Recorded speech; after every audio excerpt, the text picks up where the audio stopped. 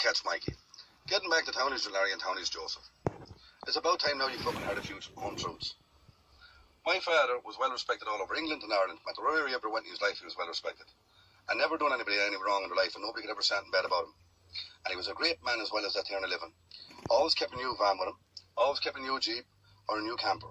Had the best of stuff I never wanted for a pound. On us growing up, we never wanted for anything, thanks be to God. And we still don't want for anything, thanks be to God. But what did your father ever do for you? Well, I'll tell you what he done for you. When he'd get his dole, he'd bolt into the off places.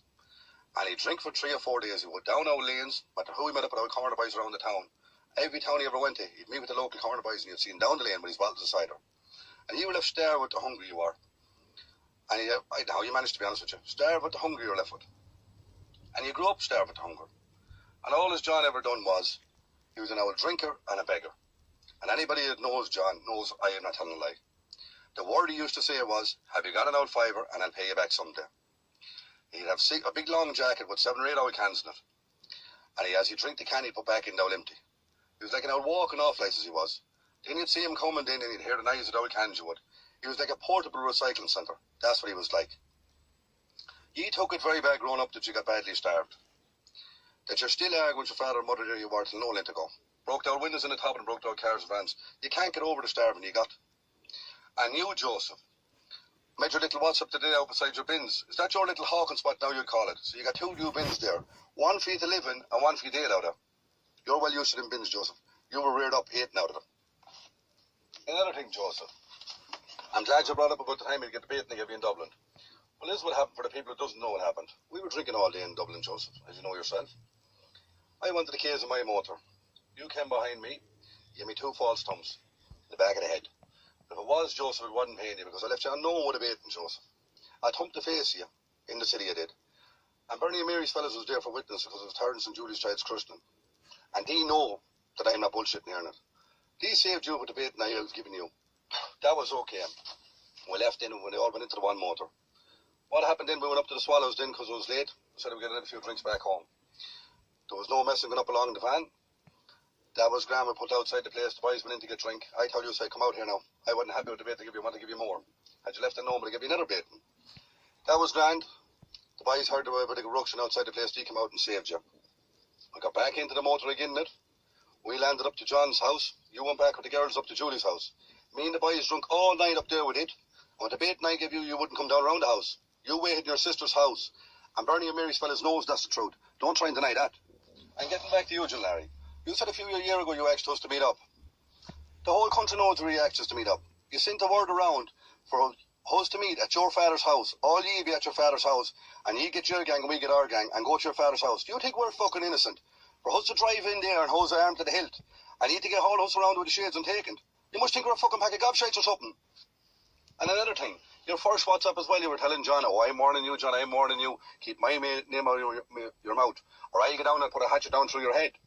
Or I'll stab from the oldest to the youngest. Come down and try it, John Larry. Just come down and try it. In your second WhatsApp, come to Drogheda, come to Drogheda. You don't even know what you're talking about. Oh, come to Drogheda, come to Drogheda. You haven't a clue what you're on about, you haven't. And then saying come to Drogheda and I'll go there. And then in the other WhatsApp, then I'm living there. You don't even know where you are yourself, you don't. You're out in Behistown, you're driving a white transit, you're not about the dress is easy to get. Dress is very, very, very easy to get. If you were living in Drogheda, it's only the last few days you moved into it. And I'm in Ballybay, I'm in Lockmore. That's where I am. You think you can do anything to me? Come down to it. Because the man or min who comes to my door, I'll take their life clean outside it. I'll leave them lying in a pool of blood I will. And I'm in every right to do it. Because the new law is in, I'm entitled to defend my home. And defend my home I will. The man that comes to my door will never come to again because I'll leave him lying in a pool of blood. I'm not going to be given a cut, kill him stone dead. That's what my plans is for him. So come on down, you know where I live. I don't give a shite about you, never did, and never will. And getting back into the thing as well, you're saying, oh, John was drunk. He was drunk, 3 or 4 o'clock in the morning, whatever time he was making his WhatsApps at. And you were saying, oh, you didn't think we'd get it back. You sent it to a certain fella, not mentioning his names. Everybody knows who he sent it to. He said himself who he did it. But that man didn't send out none of them voice notes or them videos he didn't. Because next morning, we got them videos. All my family got them. John sent them out, he was broadcast, all of us had them. So there's no point trying to point the finger at the man. Jim Fairplay made a voice note and cleared it up that he didn't send out. Jim is not like that. You send Jim something, he wouldn't send it out. If he was told not to send it out, he wouldn't send it out. He's not like that. I trust Jim with my life, never mind the WhatsApp. And another thing, John Larry, You said it was no harm for you cutting an old man over 60 years of age. Even worse if it was a woman. I said it over 10 years ago, I'm going to say it now again. What happened to Marie should have never happened to her. She should have never got a cut in it. But Blackhead's an old man as well, and he done nothing to nobody. He should have never got a cut either. But you're not getting away with that, John Larry. 100% you're not getting away with that. You will be got for that. And another thing, John Larry. You said after what you done to, after you cut Blackhead, you were 2.5 years up in Dublin after that, in the same place. You were not. You were in the middle of Dublin, John Larry, and you had an apartment rented beside the Garda station. You were there for 2.5 years. Then you jumped from there to England, you did. And the first I seen of it was on this WhatsApp here today. That's where you were for 6.5 years. You're on these WhatsApps, John Larry, giving it loads. Me and my brothers will do this, me and my brothers will do that. You're not long back talking to your brothers, John Larry. And you're giving it loads, and as far as they're concerned, you're a great little man there, John Larry. You'll stand beside hoes and all this. You're only a little cardboard gangster as far as I'm concerned with you. And nobody. That's all you are, and that's all you ever will be. But, John Larry, if your father and mother found out, and your brothers and sisters, what kind of a man you really are, that they'd be shocked with you. And you're on about the worst nightmare, John Larry. Well, this is your worst nightmare. Because I am telling it. And I stand with a man, John Larry. I stand with my brothers. I stand with them to start to finish. But you're letting Ellie, you're like that with your brothers. But you're not, are you? Because after you fall out with your brothers, John Larry, you sent the guards up to Bundorden. And the guards landed to my house and told me that my life had been threatened with Brian, your brother Brian and your brother Joseph. You sent him up to tip me off on that. You also went, John Larry, to a certain man in Drogheda, I won't mention any names, but this is the truth, 100% the truth. And you asked that man, would he give me your number, that you had something important to tell me?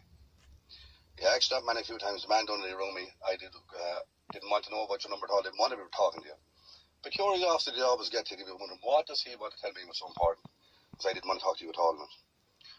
But I rung your phone, and the first word I said to you was, what do you want? You started to talk, John Larry. And you said to me, I'm only tipping you off. Brian and Joseph's on the way up, and I want to get you to the house. The word I tell you, I said, I don't give two fucks. Whoever comes to my house, they won't live their life. I said, John Larry, say, you were the one say I was done, say, for cutting me out for that. Oh, I didn't do it, she says. I didn't do it, say. John Larry, say, I know you done it. Say, me out for the nose, you done it, say. He knows your height, you're the thinnest one out of you, say. Tall, skinny, you open it, say. That was you, say. He seen your eyes, and say, he seen your lips, say, with the balaclava wearing with the two big eye yolks cutting and the mouth sticking out of it. Say, he knows your mile away, say. You're his nephew, say. You done it. You told me you didn't do it. You wanted me to go with you and attack your brothers. I tell you it was you I wanted. I said, you have to clear it up, John Larry, say. If you think you didn't do it, say, we're 100% sure, say. You done it. Say, we know you done it. But say, if you're trying to tell me, say, you didn't do it, say, you may clear it up, John Larry. You were willing to go to the Garda station in Monaghan and make statements against Brian and Joseph that they attacked Martin, and you didn't. You were willing to do that. That's what you were willing to do. But that was no point at going to court and the boys having alibis. Where they were, because we knew for 100% whoever was driving the car, you were definitely the fellow that cut me out for that. So it wouldn't fall for that. But you were going, John Larry, if you're let to the Garda Monaghan station, and you were swearing your brothers the way you were. And you also told me as well, John Larry, you said, I wish you the best of luck, Mikey, you says. You should have left her years ago, down when a stone mad. That's what you said. You said, I don't know how you could put up with her for that length. That was your own words, John Larry. You also come out with very bad chat about your sister as well, that I won't even get into. But very bad talk you come out. You said, since you're separated, Mikey, she's carrying on this way and that way and that way. I won't say what you said. But you said it. I won't be talking about women in it. I'm not going down that road. But you said that. And John Larry, I never been proved a made a liar in my life. But it's very easy for you to get a golden opportunity to make a liar of me if you want. Go and take a lie detector test. Because your own brothers will be curious. You'll say to your brother, I don't mind him now. He's only trying to go who's arguing because we're back together. Go and take a lie detector test. You don't have to put it up on WhatsApp. Take it for your father and mother and your brothers and sisters that you didn't do that. You were willing to get your brothers jail for you not to get jail. You were willing to get me to go with you to call up Brian and Joseph for you not to get a cut. That's what you done. You're the lowest of the lowest. You're the scum of the bottom of the barrel. That's what you are. That's the man now to be trusted. When you're arguing with people, it's nice to know that a fellow stand beside you. John Larry, you're only for yourself in this argument. But you ran about you hope the first one, John, you come across the first one as John. I hope it's you, John Larry, because you're the man that deserves it. And you're the man that's going to be getting it. Another thing you ran about in your last video as well, come to Drogheda. Even excuse from Drogheda, you can be up at your father's house. Hustle up to your father's house, that happened. That's like me telling you, you get your gang and come to Monaghan. You're not doing that either. When we meet, we'll meet. And another thing, John Larry, any fool can get a bit of paperwork, a bit of false paperwork. Any idiot can do that. What you do is you go in and video it, because loads of people video it. And I'm not asking you to show it out to the whole world.